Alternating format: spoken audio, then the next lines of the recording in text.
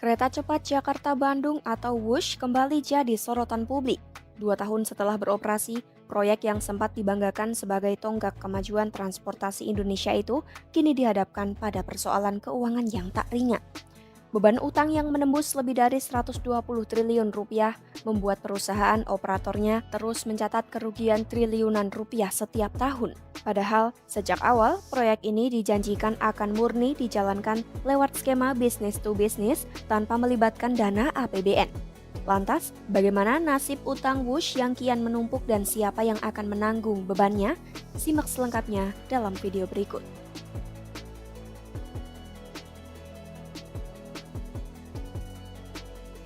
Ex-Direktur Utama PT KAI, Didik Hartantio mengaku dirinya sudah sejak lama mengendus studi kelayakan WUSH akan menimbulkan masalah besar.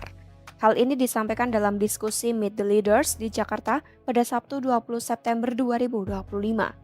Namun lantaran proyek besar itu dilakukan dengan berlandaskan multidisiplin dan menggandeng berbagai pemangku kepentingan, WUSH pun berhasil diresmikan pada Oktober 2023.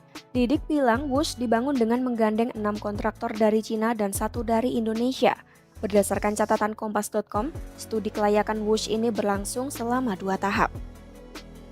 Tahap pertama mulai 28 Januari 2014 hingga April 2015 untuk membahas perencanaan dasar kereta tersebut. Tahap kedua berlangsung dari April 2015 hingga Desember 2015 guna menggodok detail kalkulasi biaya pembangunannya. Perkiraan awal, proyek kereta cepat ini akan membutuhkan investasi hingga 56 triliun rupiah. Dana tersebut termasuk untuk membangun jalur kereta sepanjang 133 km dan pengadaan kereta cepatnya. Sebagaimana sudah diprediksi, beban utang WUSH pada akhirnya menjadi bola panas yang merugikan siapapun pihak yang akhirnya harus menanggung. Banyak pihak sebenarnya telah dari dulu memperkirakan mega proyek itu akan menimbulkan masalah di kemudian hari. Proyek yang awalnya dijanjikan murni bisnis to bisnis ini juga akhirnya harus diselamatkan APBN. Meski sudah rampung dan 2 tahun beroperasi, masalah lain muncul. PT Kereta Cepat Indonesia Cina (KCIC) terus mencatat kerugian triliunan sehingga jadi beban keuangan BUMN Indonesia yang jadi pemegang saham mayoritas. Kerugian ini terjadi karena KCIC harus menanggung beban utang selama proses pembangunan KCJB. Jumlah utang yang harus ditanggung KCIC menembus sekitar 7,27 miliar dolar atau sekitar 120,38 triliun rupiah dengan bunga sebesar 2% per tahun. Jumlah ini belum menghitung tambahan utang baru karena pembengkakan biaya yang mencapai 1,2 miliar dolar atau sekitar 19,8 triliun rupiah dengan bunga utang tambahan yang lebih tinggi. Sebagian besar pembiayaan proyek WUSH ditopang pinjaman dari China Development Bank (CDB), ditambah penyertaan modal pemerintah lewat APBN serta kontribusi konsorsium BUMN Indonesia dan perusahaan Cina.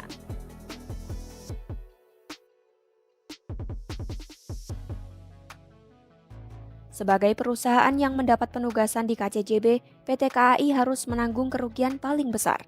Bahkan, 4 BUMN yang tergabung dalam konsorsium PT KCIC harus menanggung konsekuensi dari utang besar serta tingginya beban bunga yang harus dibayarkan kepada pihak kreditur asal Cina. Dalam laporan keuangan PT KAI per 30 Juni 2025, PT Pilar Sinergi BUMN Indonesia atau PT PSBI sebagai entitas anak usaha KAI mencatat kerugian hingga 4,195 triliun rupiah pada 2024. Kerugian terus berlanjut di tahun 2025. Kerugian yang diderita KCIC termasuk pembayaran utang harus ditanggung PT PSBI sebagai pemegang saham. Imbasnya, keuangan 4 BUMN Indonesia yang jadi pemegang saham PT PSBI ikut menanggung beban kerugian triliunan tersebut. Anggota Komisi 6 DPR RI Darmadi Durianto memproyeksikan jika utang KAI tak juga dilunasi, di tahun 2026 utang KAI bisa mencapai 6 triliun rupiah. Direktur Utama KAI Bobi Rashidin menyampaikan pihaknya akan melakukan koordinasi dengan Badan Pengelola Investasi Daya Anggara Nusantara (BPI Danantara) terkait utang WUSH. Pernyataan tersebut disampaikan Bobi sebagai tanggapan atas desakan anggota Komisi 6 DPR RI yang meminta penjelasan terkait beban utang yang ditanggung PT KCIC.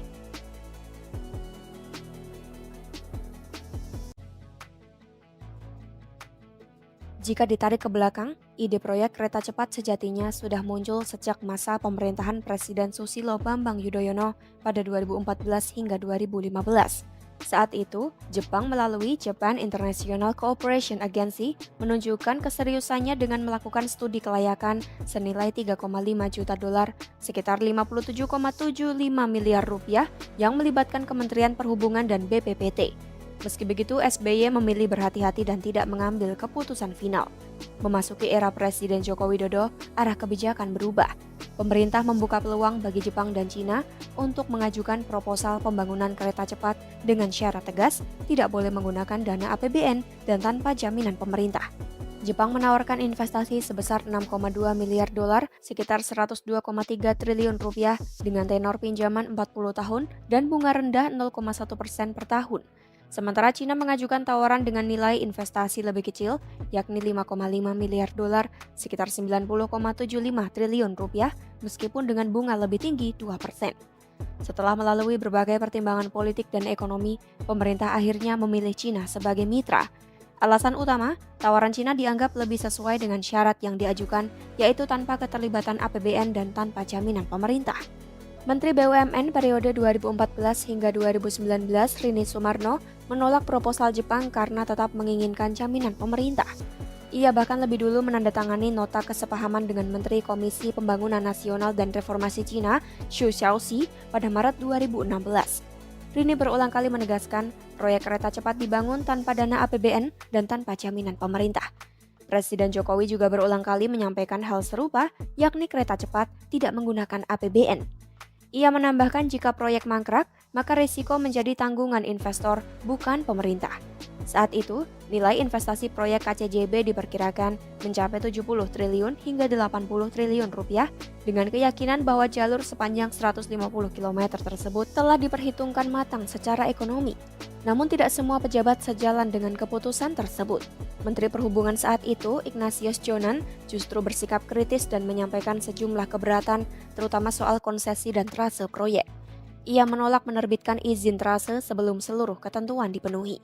Pihaknya menegaskan tidak bermaksud menghambat, tetapi ingin memastikan seluruh syarat hukum terpenuhi. Jonan juga keberatan dengan masa konsesi 50 tahun yang diminta pengembang tanpa adanya biaya atau fee konsesi. Jonan pun mengingatkan pemerintah tidak akan memberikan jaminan apapun terhadap proyek ini. Jika proyek terhenti, izin akan dicabut dan pengembang wajib mengembalikan kondisi alam seperti semula. Sikap tegas Jonan sempat membuat proses perizinan tersendat hingga akhirnya proyek KCJB resmi dimulai pada 2016 setelah Jokowi melakukan peletakan batu pertama di Walini, Kabupaten Bandung Barat. Jonan yang kala itu masih menjabat sebagai Menteri Perhubungan pun tidak hadir dalam acara groundbreaking tersebut, sebuah isyarat kuat betapa tajamnya perbedaan pandangan di balik proyek ambisius WUSH ini.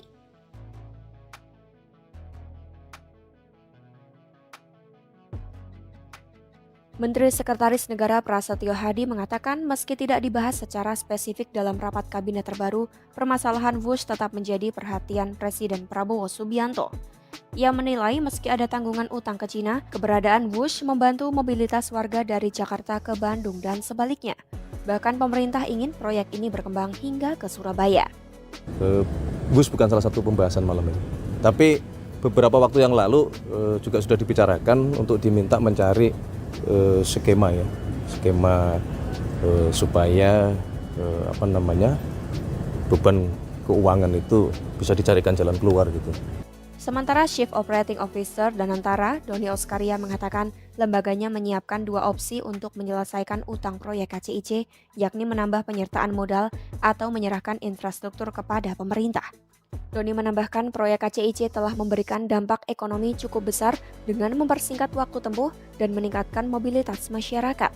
Sedangkan Chief Executive Officer Danantara, Rosan Perkasa Ruslani, memastikan negosiasi restrukturisasi utang KCIC masih berlangsung antara pemerintah Indonesia dan pemerintah Cina. Menurut Rosan, restrukturisasi yang sedang dibahas tidak hanya untuk meredam beban jangka pendek, tetapi juga memperbaiki struktur pembiayaan agar risiko serupa tidak terulang. Di samping itu, Menteri Keuangan Purbaya Yudi Sadewa secara terbuka menyebut utang WUSH harus ditanggung Danantara yang saat ini mengelola semua aset BUMN. Sehingga beban utang KCIC yang harus dibayar ke Cina harus diselesaikan sendiri oleh Danantara, bukan dengan uang pajak. Ia mengusulkan daripada menggunakan APBN, pembayaran utang dari pendanaan proyek KCJB dicicil menggunakan dividen BUMN yang dikumpulkan Danantara. Mantan bos lembaga penjamin simpanan ini kemudian menyinggung soal dividen BUMN yang tak lagi masuk sebagai pemasukan kas negara lewat penerimaan negara bukan pajak PNBP. Tapi kalau ini kan kayak sisi di bawah Danantara kan ya. Kalau di bawah Danantara kan mereka udah punya manajemen sendiri, udah punya dividen sendiri yang rata-rata setahun bisa 80 triliun atau lebih. Harusnya mereka manage dari situ, jangan ke kita lagi. Karena kan kalau enggak ya semuanya ke kita lagi, termasuk dividennya. Jadi ini kan mau dipisahin swasta sama government. Proyek kereta cepat Wush yang dulu dijanjikan tanpa dana dan jaminan pemerintah kini berubah jadi beban berat. Biaya membengkak, utang menumpuk, dan kerugian terus berlanjut meski sudah beroperasi. BUMN dan pemerintah kini harus mencari jalan keluar agar proyek yang awalnya disebut simbol kemajuan ini tidak justru menjadi beban keuangan negara. Tinggalkan pendapatmu di kolom komentar, simak terus informasi-informasi terkini hanya di YouTube Kompas.com.